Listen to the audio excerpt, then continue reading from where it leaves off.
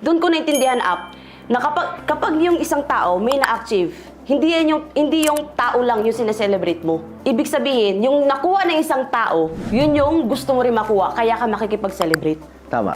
Yun yung mga Bok na yung lagi natin sinasabi, if you love the success, ma-attract mo lalo yung success. Yes, up. Kasi yung success naman yung sineselebrate mo. Yes, up. Diba, kumbaga parang yung feelings ng tao, kumbaga kung ano yung na-feel ng tao, may feel din natin. Yes, up. Kasi up dati, yun, may parang yung rank up ba? Oh, yung rank. Iba yung tingin ko sa rank before. Ooh. Oo, iba yung tingin ko sa rank Mga before. culture pa yun noon? Opo, Okay. iba yung tingin ko sa rank before.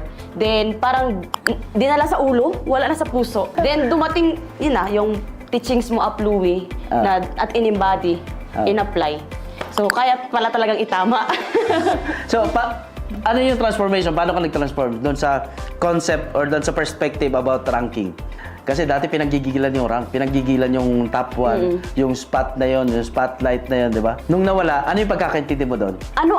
Kasi magre-reflect naman yan sa result mo ngayon. Yes, up.